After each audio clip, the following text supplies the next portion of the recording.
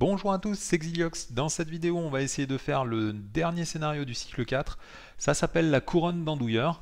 Donc j'ai préparé vite fait la mise en place pour gagner du temps.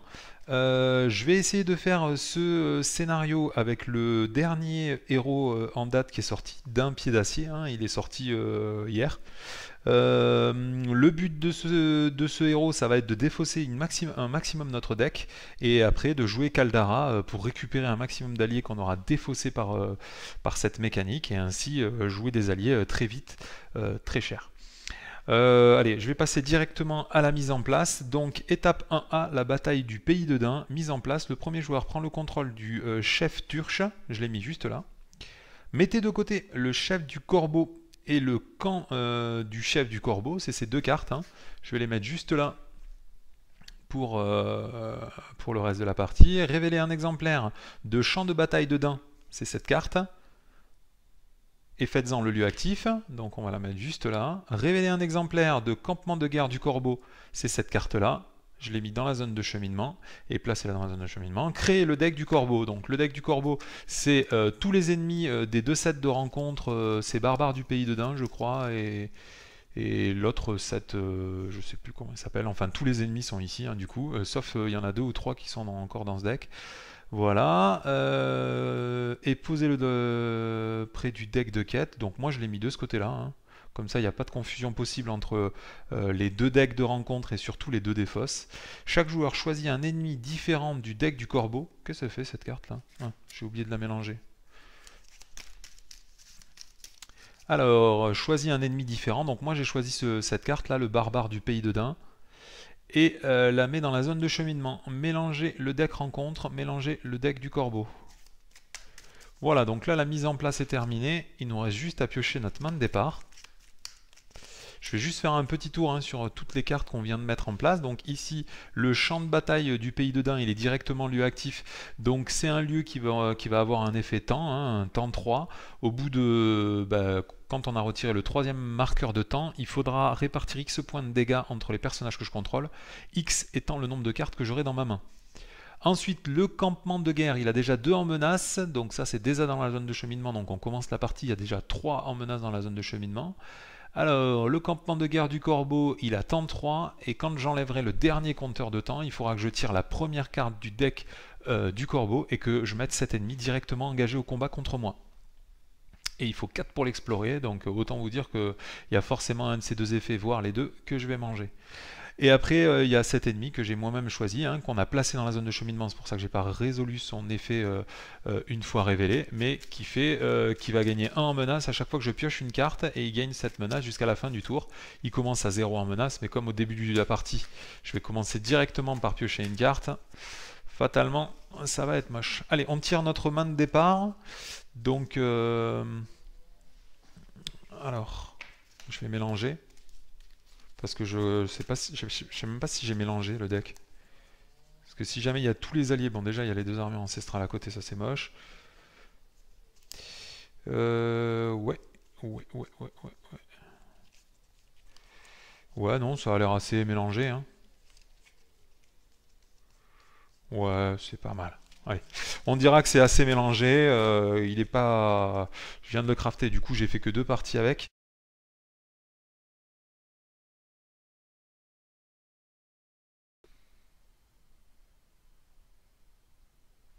Allez, on reprend. Donc je vais commencer par piocher ma main de départ. Donc 6 cartes. Ça part plutôt mal. J'ai une astronome, donc c'est cool, mais le reste est pas facile à jouer. Alors c'est vrai qu'on cherche une astronome pour pouvoir défausser des cartes de façon très ciblée avec d'un pied d'acier. Mais il faut quand même avoir des trucs à jouer autour. Alors là maintenant j'ai plus l'astronome, ça c'est inévitable. Quand on la boude une fois, elle veut plus revenir. Bon, de toute façon, je vais garder ça. C'est chiant parce que j'ai le mineur de l'Iluin. Bon, c'est pas grave. Allez, on va commencer le premier tour. Je gagne une ressource avec chacun de mes persos. Je pioche une carte. Quand je pioche une carte, lui, il gagne une ressource, donc 1 en menace. Prince Imrail. Très bien. Alors... Je vais commencer par défausser l'armure, puisque de toute façon je peux pas la jouer avec la capacité d'Arwen. Du coup, elle fait gagner une ressource à n'importe quel héros Noldor, donc ça peut être que à elle. Je vais jouer, là il faut surtout de la volonté, donc je vais jouer le cavalier du Rhovanion. Et puis bah, ça va être la fin du tour. Enfin, fin de la phase. Allez, on va partir en quête. Alors, en quête, dans la zone de cheminement, il y a 3. Moi, je vais mettre le cavalier du Rhovanion. Quand je l'incline, j'utilise sa réponse pour mettre un marqueur d'exploration sur le lieu actif et comme le lieu, sur un lieu dans la zone de cheminement. Et comme ce lieu n'est pas exploré, il gagne plus 1 en volonté. Donc lui, il a 2 en volonté, 3, 4 en volonté, 5, 6, 7 en volonté. Je vais mettre 7 en volonté pour commencer. Il y a 3 dans la zone de cheminement. On tire une carte. Territoire du Corbeau. Menace 3. Temps 4. Quand le dernier compteur de temps est retiré, chaque joueur augmente son niveau de menace du nombre de cartes qu'il a dans sa main. Donc il y a 4 marqueurs. J'ai plus de marqueurs, donc on va mettre un dé. Ok, je fais un succès de quête de 1. On va passer à la phase de voyage. Ça, il ne faut pas le retirer. Phase de voyage, je peux rien faire, donc on va passer à la phase d'engagement. Je vais engager le barbare du pays de Dain. Il va m'attaquer. Je vais défendre avec d'un pied d'acier, je vais défausser 1, 2 et 3 cartes. Donc là, j'ai défaussé une cache secrète. Du coup, je gagne 2 ressources sur Arwen. Et maintenant, il a 6 en défense. Alors, l'ennemi attaquant gagne plus X, X étant la valeur du lieu actif. Du coup, la valeur de temps du lieu actif, c'est 3, donc il attaque à 7. Je vais prendre 1 point de dégâts. Et ensuite, je vais attaquer avec le chef Turche. Il attaque à 3, lui, il défend à 2. Il prend 1 point de dégâts. Allez, on passe à la phase de restauration, je redresse tout le monde. Et j'augmente de 1 ma menace, je passe à 30. On enlève un compteur temps de chaque carte en jeu. Donc là, il n'y en a plus que 3. Voilà. Et puis c'est tout ce que j'ai à faire. On va faire la fin du tour 1. On passe au tour 2. Début du tour, je vais commencer par gagner 3 ressources. 1, 2 et 3. 1, 2 et 3. Je vais piocher une carte. Glorfindel. Donc je vais commencer par défausser Glorfindel pour gagner une ressource avec Arwen. Du coup j'ai combien de ressources là? J'ai 7 ressources. 7 ressources, ben, je pense que je vais payer... Ouais, je vais payer 7. Et je vais jouer le Prince Imrail et le Charpentier de navire de Pélargir. Voilà. Est-ce qu'on garde des mecs pour attaquer? Il y a combien? Il y a 5 dans la zone de cheminement. Pour explorer, il faudrait déjà 9. Ouais, 9 c'est beaucoup. Donc je vais mettre le Charpentier de navire de Pélargir, il a 3 en volonté. Je vais mettre le Cavalier du Rhovanion, il a 2 en volonté. Et je peux mettre un marqueur d'exploration sur ce lieu. Ça fait déjà 5, 8, 10. 10, 10, 11, 12. Je vais mettre 12 en volonté. 12 en volonté. On tire une carte. Village du Corbeau. Hop, on va rajouter 2 compteurs temps sur lui. Alors du coup, il y a 7 dans la zone de cheminement. Moi, j'ai mis 12 en quête. Du coup, ça fait un succès de quête de 5. Il y en a 4 qui vont sur le lieu actif. 1 qui va sur la quête. Ah bah, pile de compteurs de temps, on va pouvoir les mettre sur ce lieu. Ce lieu est exploré. Ensuite, vers qui on va voyager? Ça, c'est pour la menace. Mais à mon avis, j'aurai plus beaucoup de cartes dans peu de temps. Je préfère à la limite mettre lui, qui s'explore facilement. Voilà. Je vais voyager donc vers le village du Corbeau. Ok, phase de combat.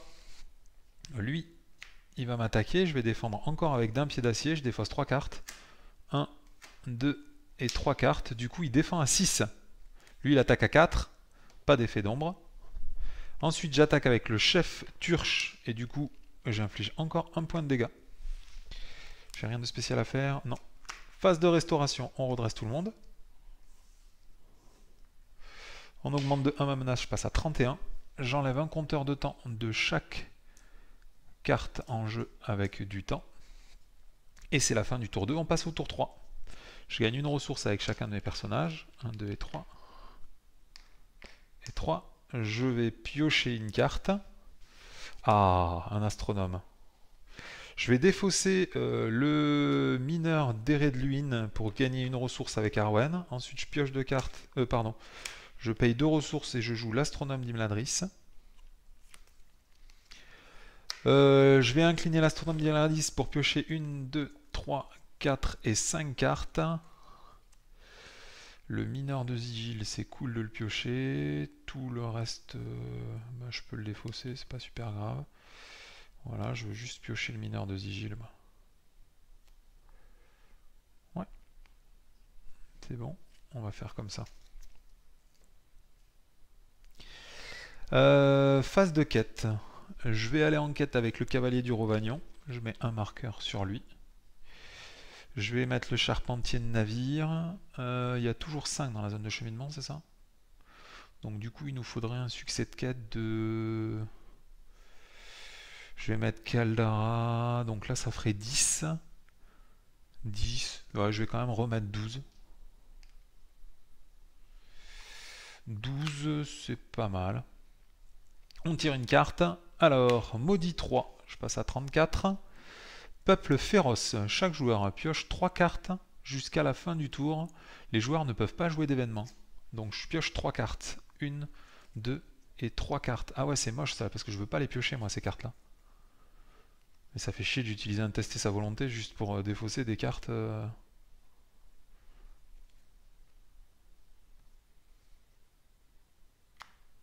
Ça me fait gagner des ressources, mais...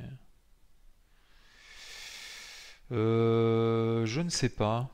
Je ne sais pas, je ne sais pas. Je l'utilise ou je le n'utilise pas? Bon, c'est trop tard, je les ai piochés, allez, tant pis. Alors c'est moche parce que du coup j'avais calculé que j'aurais pas beaucoup de cartes pour ça. Bon, là c'est peut-être un peu mal joué, bon tant pis. Ok, bah, je fais quand même un succès de quête de 7. Du coup il y en a 3 qui vont sur ce lieu, 4 qui vont sur la quête en cours. 1, 2, 3, 4. 1, 2, 3 et 4. Du coup on a déjà 5 marqueurs sur la quête en cours, ce qui est pas mal. Je vais voyager vers ce lieu. Hop là. Putain, lui il va me faire augmenter grave ma menace du coup. Ouais, c'est vrai que je vais quand même le contrer parce que ça va me faire augmenter de 3 ma menace. Je vais quand même le contrer et laisser les 3 cartes comme je les avais laissées, tant pis. Le tester sa volonté, ça fait chier de le perdre, mais bon, c'est le jeu. Au pire, j'ai une tombe naine, je pourrais en récupérer un. Voilà, on va passer à la phase de combat. Bah, lui, il m'attaque, donc je vais le défendre toujours avec d'un pied d'acier. Je vais défausser 1, 2 et 3 cartes pour pouvoir gagner plus 3 en défense. Et comme il y a encore une cache secrète qui a été défaussée, je gagne 2 ressources sur un de mes personnages, donc par exemple Arwen. Lui donc maintenant il défend à 6, lui il attaque à 4, pas d'effet d'ombre. Et après j'attaque avec le chef du chef Turche et il prend le dernier point de dégâts, il est mort. Qu'est-ce qu'on fait d'autre? Bah il n'y a rien d'autre à faire, donc phase de restauration on va redresser tout le monde. On doit augmenter de 1 ma menace, enlever un marqueur sur chaque lieu. Donc ici, il n'y a plus de marqueur. Du coup, il y a marqué quand le dernier compteur de temps est retiré, en commençant par le premier joueur, chaque joueur pioche la première carte du deck du corbeau et le met en jeu engagé au combat avec lui. Donc en plus, c'est un mec qui attaque plutôt fort. Quand le Pierre de Dain engage au combat un joueur, il doit infliger X points de dégâts répartis entre les personnages qu'il contrôle, X étant le nombre de cartes dans sa main. Bah j'ai bien fait de faire un tester sa volonté alors. Je vais le mettre sur le charpentier de navire de Pélargir.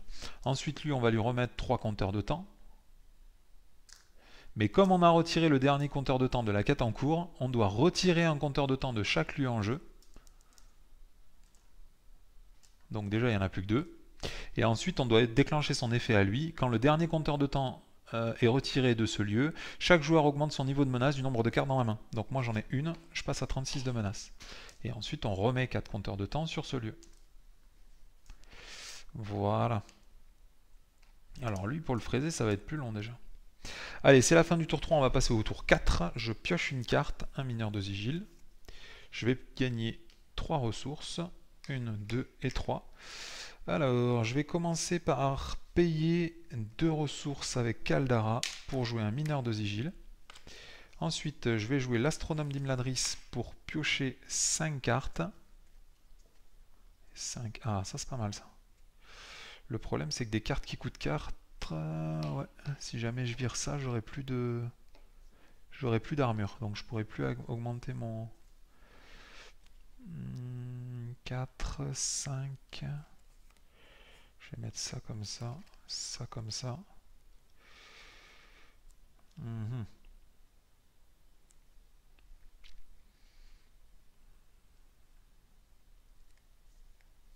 Sinon, on essaie d'aller un peu plus vite, hein, tant pis. 1, 2, 3, je vais jeter tout ça. Glorfindel, on l'a déjà? Non, on l'a pas encore. Ouais, je vais mettre ça comme ça. Je vais incliner le mineur de sigil et je vais dire 4. Je défausse 2 cartes du dessus de mon deck. Les 2 cartes valent 4, du coup je gagne 2 ressources. 1 et 2. Et ensuite je paye 5. 1, 2, 3, 4 et 5. Et je vais jouer Glorfindel depuis ma défausse. Il est juste là, Glorfindel. Tac. Maintenant j'ai Glorfindel.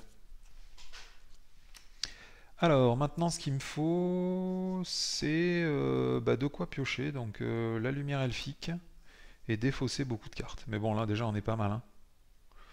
Déjà pas mal de cartes. Ouais, ça sert à rien d'aller chercher un tester sa volonté parce que je pourrais pas le défausser. Je vais aller en quête. Alors je vais commencer par mettre le cavalier du Rovagnon et je vais mettre une carte sur un pion d'exploration sur ce lieu. Quand on a mis un pion d'exploration sur ce lieu, il y a 4 pions, il est exploré. Mais du coup il aura que 1 en quête. Ensuite je vais mettre lui dans la quête, ça fait 3 de plus. Donc ça fait 5. 5, lui ça ferait 8, 5, 5, 5 et 5, je vais mettre 10 en quête.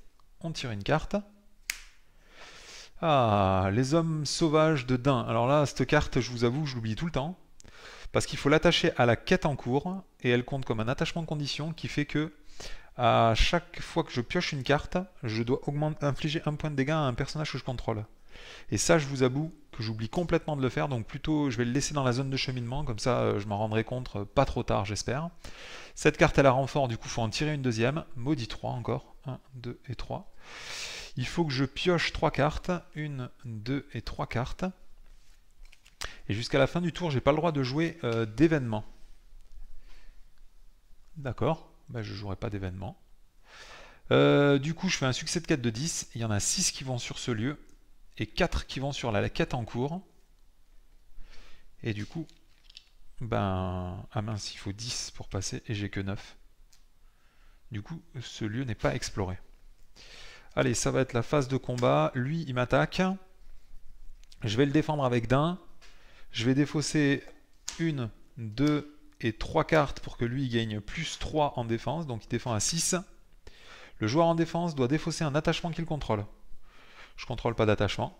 Du coup, bah, il prend aucun point de dégâts. Ensuite, je vais attaquer avec Glorfindel, le chef Turch et Imrail. Du coup, j'attaque à 8. Lui, il a 3 en défense et 5 points de vie. Il est mort. J'ai pas défaussé d'autres cartes là-dedans par hasard? Non, j'en ai pas défaussé. Allez, phase de restauration, on va redresser tout le monde. Hop là. J'augmente de 1 ma menace, je passe déjà à 40. 40, c'est déjà beaucoup. Hein. On retire un compteur temps. Pendant la phase de restauration, je vais incliner l'astronome d'Imladris pour piocher 5 cartes. 4 et 5. Je vais mettre celle-là en premier. Je pourrais piocher une carte, mais ça me coûtera un point de dégâts. Tout le reste, je vais le défausser. J'ai pas besoin de volonté. Ça, c'est cool. Voilà, bah écoutez, on est pas mal avec ça. J'ai Imrail. Lui, je pourrais le défausser quand même. Avec le mineur de sigil, je peux défausser ces deux-là. Ou sinon, je peux défausser juste ces deux-là en disant 3. Et je repiocherai un tester sa volonté. Ou l'anneau de Tror, peut-être. Ouais, on va faire comme ça. Et je dirais 3 ou 5. Fin du tour. 4, on passe au tour 5. Début du tour, je pioche une carte. Quand je pioche une carte, je suis obligé d'infliger un point de dégâts à un personnage que je contrôle. Je vais l'infliger à Caldara. Je gagne une ressource avec chacun des personnages que je contrôle. 1, 2 et 3. Je vais utiliser le mineur de Sigil pour dire 3. Donc je défausse les 2 premières cartes. Là, il y a une carte qui coûte 3, du coup, je gagne une ressource. Ensuite, je vais payer 1, 2, 3 et 4. Et je vais jouer un Tan de l'épée sur Glorfindel. Maintenant, il est héros. Et du coup, est-ce que je pourrais pas défausser maintenant Caldara? J'ai 2, 3, 4. J'ai pile 4 alliés. Donc je pense qu'on va faire ça. Je vais utiliser la capacité de Caldara. Je l'incline et je la défausse. Et pour chaque héros énergie que j'ai droit de mettre un allié énergie de ma défausse en jeu. Sachant qu'au moment où on défausse Caldara, le prince Imrail devient un héros. J'ai 4 héros. Je peux aller choisir 4 alliés et les mettre en jeu. Donc je vais mettre un charpentier de navire de Pelargir, Elfhelm, Joubaïr et un tracker du Nord. Bon, ça nous fait quand même une petite Caldara à 16 ressources quand même. 16 ressources, c'est pas mal. Hein. Donc on va mettre lui ici et tout cela là. Voilà. Ensuite, on va passer en phase de quête. Donc là, il y a 0 dans la zone de cheminement. Et je vais quand même défausser Glorfindel pour gagner une ressource avec Arwen. Je pourrais jouer quand même l'anneau de Tror. Je vais payer 1 et je vais jouer l'anneau de Tror. Je dois défausser, il est protégé par un lieu ou un ennemi, donc il faut que je cherche un lieu ou un ennemi. Voilà, là ce sera un ennemi.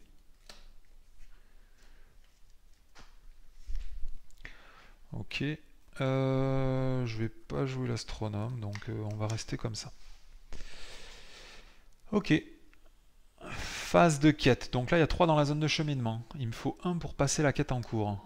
Donc je vais mettre les 2 charpentiers de navire de Pelargir.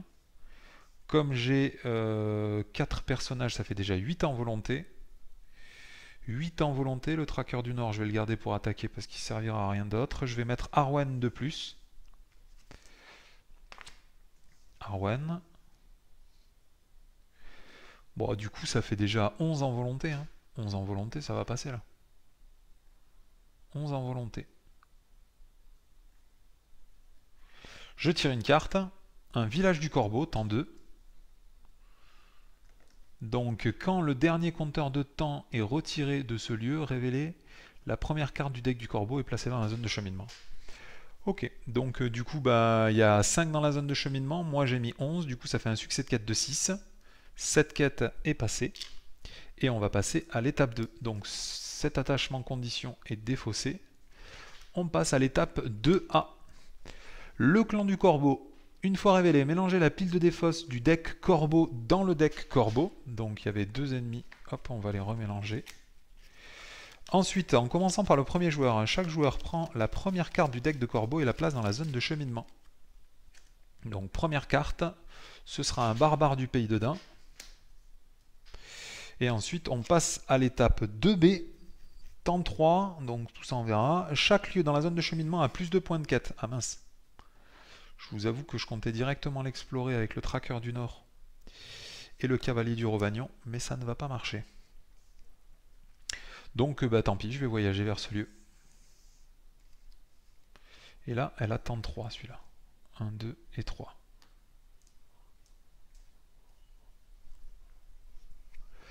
Alors, ici, qu'est-ce qu'on fait? Phase d'engagement. Je suis à 30, donc de toute façon, ils vont m'engager les deux. Donc lui, je vais l'engager volontairement. Et ensuite, pendant les phases d'engagement forcé, il y a lui qui m'engage. Quand le guerrier du Corbeau engage au combat un joueur, retirez X compteur temps d'un lieu en jeu, X étant le nombre de cartes dans la main du joueur engagé au combat. Donc j'ai 2 cartes, il faut retirer 2 compteurs temps d'un lieu. Ici, du coup, on va déclencher son effet. Quand le dernier compteur de temps est retiré en jeu, révélez la première carte du deck du Corbeau et placez dans la zone de cheminement. Donc ici, ce sera un berserker du pays de Dain. Ok, il faudrait peut-être que j'aille vérifier parce qu'il me semble que lui, du coup, il doit m'engager immédiatement puisque son coût d'engagement au combat est inférieur à 36. Et que quand on fait les tests d'engagement au combat, bah lui, il va se produire après. Donc je pense que lui, il doit m'engager aussi. Alors lui, il faut piocher des cartes hein, pour que ça se déclenche, donc c'est pas le cas. Donc lui, il m'engage aussi. Allez, qui c'est qui m'attaque en premier? Donc il y a 37, 36 et lui à 25. Alors, on va défendre la première attaque. Lui, il attaque à 4. Lui, il attaque à 4 aussi. Donc je vais défendre la première attaque de lui. Donc je vais défausser 1, 2 et 3 cartes pour qu'il défende à 6. Donc il n'y a pas d'effet d'ombre, donc il ne prend pas de dégâts. Ensuite, je vais défendre le guerrier ici avec Joubaïr. Joubaïr, quand il défend, donc il défend à 3, quand il s'incline, j'ai droit de défausser une carte. Donc je vais défausser cette carte-là, ombre. Défausse un attachement qu'il contrôle. Bon, bah ça tombe bien parce que sinon j'aurais perdu mon héros, Glorfindel. Et ensuite, il attaque à 4. Lui, il défend à 3. Je prends un point de dégâts. Et ensuite, lui, il attaque à 2. Je vais le défendre avec Elfelm. Non, Elfelm, je vais plutôt défendre avec le Tracker du Nord. Et du coup, il défend à 2. Lui, il attaque à 2 sans effet d'ombre. C'est bon. Alors, comment est-ce que je vais attaquer? Donc déjà, il faut tuer lui, c'est obligatoire, sinon il va m'attaquer tout le temps, et ça va être pénible. Donc je vais attaquer à 5 déjà, et je vais tuer lui. Donc lui est mort. Ensuite, je vais attaquer avec le cavalier du Rovagnon, Elfelm, et le chef de Turche, il attaque à 7, et je peux tuer lui. Du coup, pardon, lui il va dans cette défausse là. Et du coup, je récupère l'anneau de Tror avec Tror. Je peux pas défausser d'attachement là, c'est pas possible. Parce que les armures elles sont là, de la citadelle, les 3 armures elles sont là et j'en ai que 3. Je pense, j'ai plus personne pour attaquer. Ah si, j'ai des personnes pour attaquer. Je vais incliner l'anneau de Tror. J'ai droit hein, de faire ça. Incliner l'anneau de Tror et défausser la première carte de votre deck pour redresser le héros attaché. Donc je défausse ici la première carte. Si ça avait été un attachement, j'aurais pu le jouer gratuitement. Hein. Bon, c'est pas un attachement, mais voilà. Et du coup, je vais défausser une carte, l'astronome d'Imladris, pour redresser Glorfindel. Après, j'attaque à 5 et je vais tuer le barbare dedans.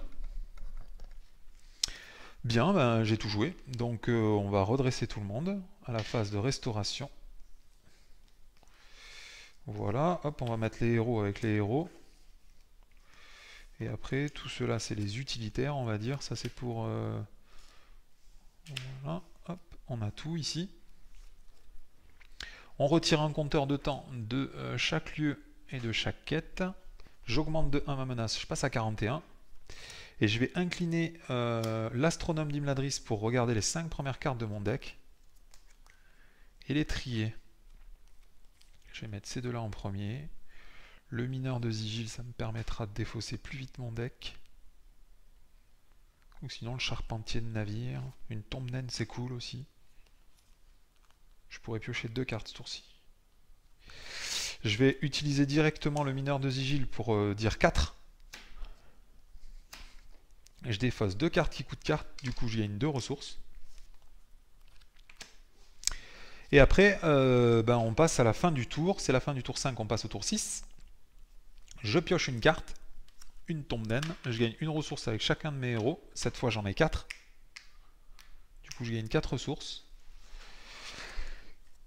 Qu'est-ce que je viens de piocher? C'était la tombe naine. Je peux payer une ressource d'Arwen pour jouer la lumière elfique. Elle est où la lumière elfique? Lumière elfique et piocher une carte. Je défausse la lumière elfique avec Arwen. Je me rappelle plus ce que c'était la troisième carte. Ah, c'était un charpentier de navire de Pélargir. Et du coup, je gagne une ressource puisque je viens de défausser une carte grâce à la capacité d'Arwen. Du coup, je vais payer 2 et je vais jouer encore un mineur de Sigil. Je l'incline et je dis 3. On défausse une et 2 cartes. C'est une carte à 3, du coup je gagne une ressource. Alors, qu'est-ce qu'on va jouer là? Moi, j'aurais bien joué... qu'est-ce que je peux récupérer? Des soins, j'en ai pas trop besoin. Bah non, là, il faut vite épuiser le deck, hein, c'est tout. Je vais payer 1. Je vais juste, avec une tombe naine, récupérer une map des Harnil. La map des Harnil, hop, je l'attache au Prince Imraïl. Elle coûte 1 de moins pour chaque héros, comme j'en ai 4, bah, elle est gratuite. Et je vais jouer directement la map des Harnil pour jouer une carte événement depuis ma défausse. Donc je vais jouer la tombe naine en payant une ressource. Et avec cette tombe naine, je vais récupérer un tester sa volonté. Et la tombe naine, quand on la joue avec la carte des Harnil, elle part dessous le deck. Voilà. Et j'ai un tester sa volonté dans la main comme ça. Allez, phase de quête. Qu'est-ce qu'il y a à faire là? Pas grand chose? Non. Et lui, c'est uniquement les lieux dans la zone de cheminement, donc ça sert à rien que j'aille en quête avec eux.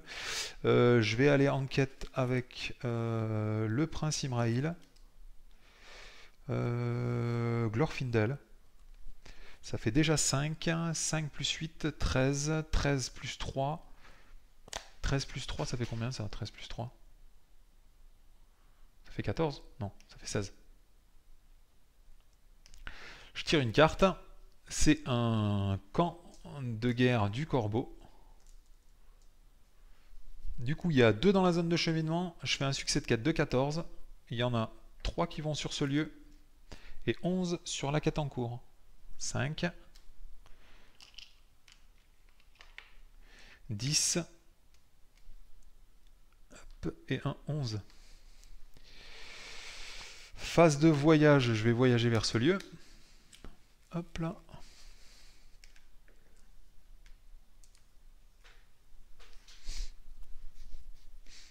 J'ai rien d'autre à faire là, je crois.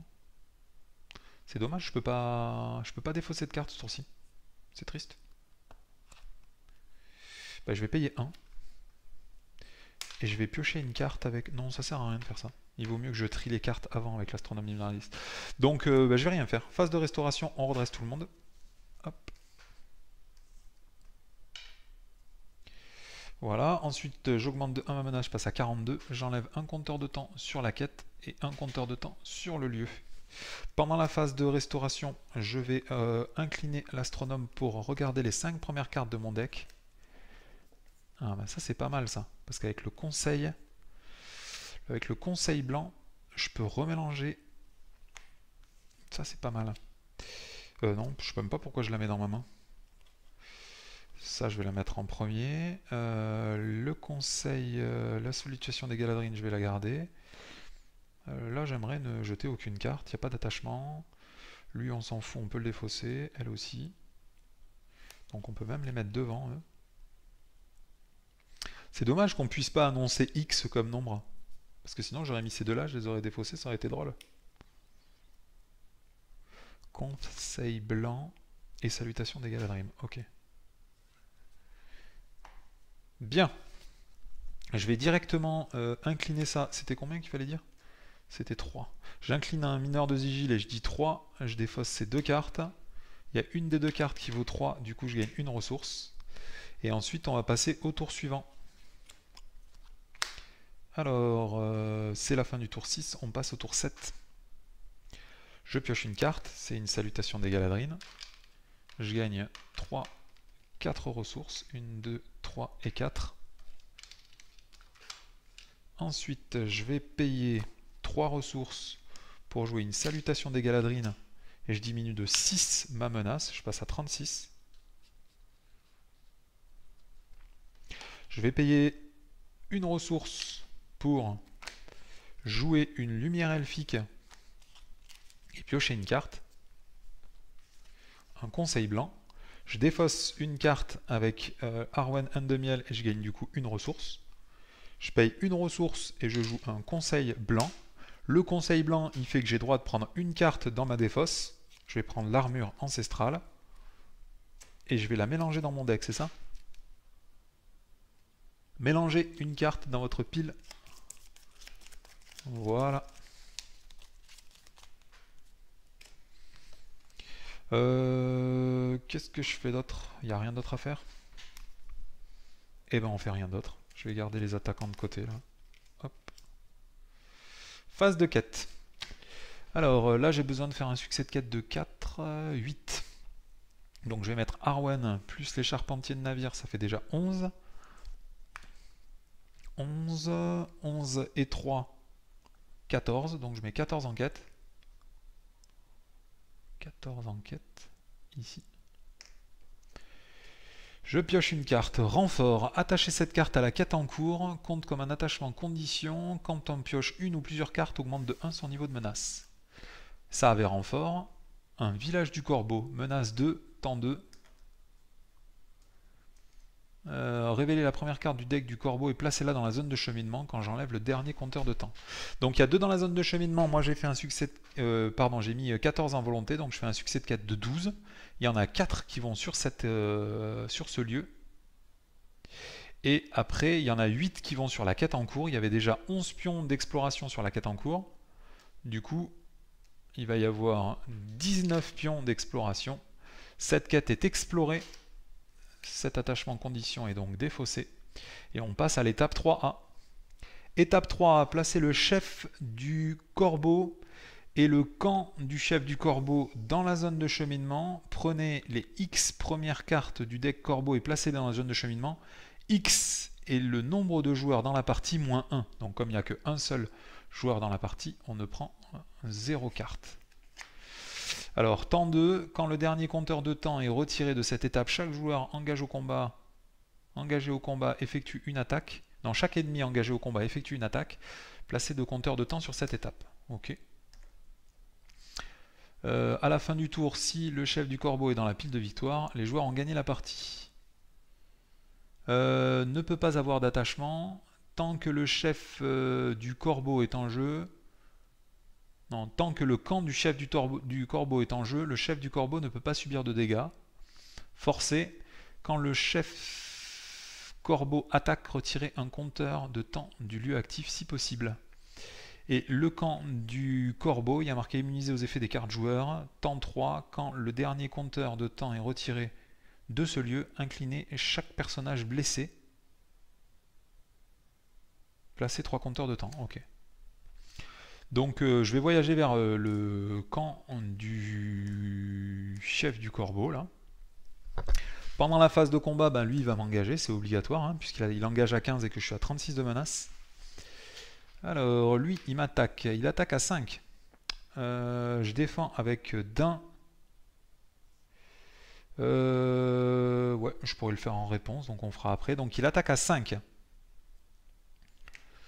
Alors, infliger 1 point de dégâts au personnage en défense. Du coup, je vais défausser 1, 2 et 3 cartes.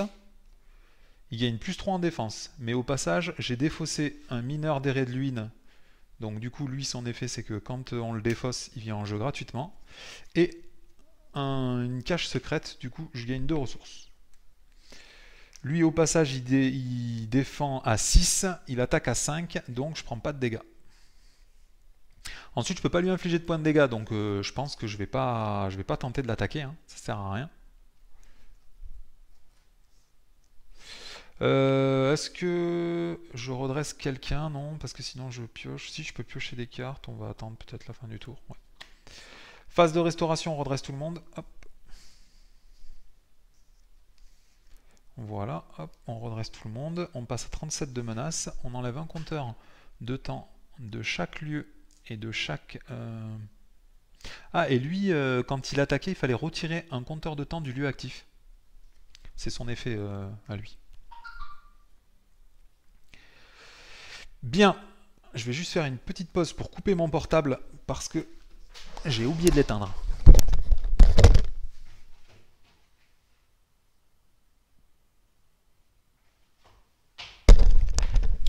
Voilà, hop. J'ai tout fait là, on a redressé tout le monde, j'ai augmenté ma menace, ouais, normalement tout est bon. Je vais juste, pendant la phase de restauration, incliner l'astronome d'Imladris pour piocher 5 cartes. Alors, on pioche 5 cartes. On les met dans l'ordre qu'on veut. Tombe de nain, j'en ai déjà une dans la main. Le tracker, je pourrais jouer, donc c'est cool. Ça, pour redresser, c'est bien aussi. Ouais. Bah, on a besoin de rien du tout en fait. Donc c'est cool ça. Ok.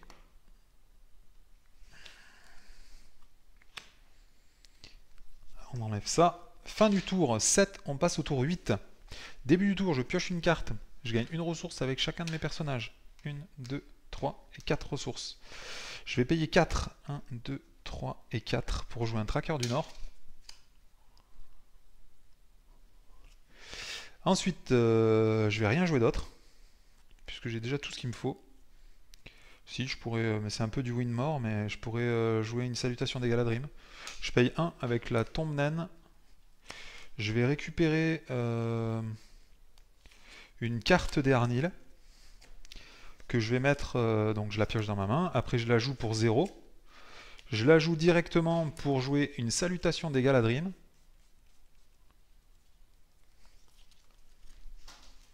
Ok, elle est partie loin la salutation. Hop. Et je paye 3 ressources. Je joue salutation des Galadrim. Je diminue de 6 ma menace, je passe à 31. Et la salutation, elle part sous mon deck. Après, on part en quête. Donc je vais commencer astucieusement par mettre le cavalier du Rovagnon. Et je mets un marqueur de ressources sur lui. Et du coup, il a 2 en volonté. Ensuite, je vais mettre E2, ça fait 4 de plus. Donc déjà, ça fait 10 en volonté. Combien il me faut d'attaque? Il me faudrait 14 en attaque. Lui, je peux le redresser. Ça fait 2, 5, 6, 7, 8, 9, 12, 14. Donc normalement, avec tout ça, ça suffit. Donc je vais mettre les 2 trackers du Nord. Du coup, quand il s'engage dans la quête, j'ai le droit de mettre un pion d'exploration sur les lieux dans la zone de cheminement. Du coup, lui, il est directement exploré. Voilà, ça c'est cool aussi. Du coup, j'ai 1, 2, 3, 4, 4 et 12. Si le lieu n'est pas exploré par cet effet. Donc ça veut dire que même si je l'explore avec d'autres effets, l'effet il marche toujours. Voilà, on va mettre les nains avec les nains. Alors 4, 8, 10, 12, 12 et 3, 15. 15, normalement on est large. Hein. Je mets plus. Ça sert à rien. Hein. Je vais mettre plus quand même au cas où. On va mettre 18, je vais mettre Glorfindel aussi. On pioche une carte. C'est un campement du corbeau, campement de guerre du corbeau, temps 3 et menace 2. Du coup, je fais un succès de quête de 16. Il y en a 9 qui vont sur ce lieu. Du coup, il part en pile de victoire. Et après, tout le reste, ils vont sur la quête, mais il n'y a pas de compteur qui se mette sur la quête, puisque la quête, elle est automatiquement validée dès que j'arrive à tuer le chef du corbeau. Phase de voyage, je vais voyager vers lui. Hop. Phase de combat, il y a lui qui m'attaque. Je vais défendre avec d'un pied d'acier. Et je vais incliner l'anneau de Tror pour défausser la première carte de mon deck pour redresser d'un pied d'acier. Si c'est un attachement, j'ai le droit de le jouer gratuitement. Donc je joue l'armure ancestrale gratuitement. Lui, il attaque à 5. Donc moi, pour l'instant, je défends à 5. Il n'y a pas d'effet d'ombre. Et ensuite, j'attaque. Donc je vais attaquer à 2, 4, 6, 8, 8 et 3, 11, 11 et 3, 14. Voilà, donc j'attaque à 14. Lui, il a 5 en défense et 9 points de vie. Et il est mort. Et dès qu'il est mort, normalement, j'ai gagné la partie. Voilà. Donc, du coup, c'était une victoire plutôt facile. Hein. J'ai pas été en difficulté là. C'est vrai que le fait qu'avec Caldara, bah, j'ai ramené beaucoup d'alliés, c'était plutôt cool. On va faire un petit point sur le score. Donc là, on est à la fin du tour 7. Pardon, on est à la fin du tour 8, mais du coup, j'ai joué que 7 tours. Ça fait 70 points. Plus 31 en menace, ça fait 101. Dans la pile de victoire, il y a 6 points. Du coup, ça fait que je suis à 95. Il ne faut pas oublier que j'ai défaussé Caldara. Du coup, il faut rajouter sa menace. Donc j'étais à 95 plus la menace de Caldara 8. Ça fait 103. Et j'ai 2 points de dégâts sur d'un pied d'acier. Du coup, ça fait 105. Voilà, bah, c'est ici qu'on conclut le cycle 4, hein. Donc j'ai fait tous les scénarios dans des vidéos. Je vous invite à regarder ces vidéos parce que le cycle 4 est marqué par ces effets de temps là, hein, qui impliquent un tempo permanent au scénario. Ça fait qu'en permanence, il faut réfléchir de quand est-ce qu'on va passer les étapes de quête, quand est-ce que bah, on temporise pour gagner du temps. Moi, c'est un des un des cycles que j'aime vraiment beaucoup, hein, avec le cycle des bateaux, là, le cycle 6. Voilà, ça fait bizarre de se dire qu'on a terminé toutes les vidéos de ce cycle. Au passage, je ferai certainement un petit craft and play pour vous présenter ce deck là. Ce deck qui est vraiment pas mal, hein. C'est vraiment assez fort. C'est pas assez fort pour moi parce que j'aime bien être prêt et en place au deuxième ou au troisième tour. Là, on voit qu'il y a vraiment énormément de combos et du coup, bah, ça prend plusieurs tours à être mis en place. Bon, là, quand même, j'ai joué 7 tours et j'étais très en place, hein. C'est pas si long que ça. Bah voilà, j'ai rien de spécial à vous dire. Bah à plus tard pour une prochaine vidéo. Allez, c'était Xiliox pour le Seigneur des Anneaux. À bientôt.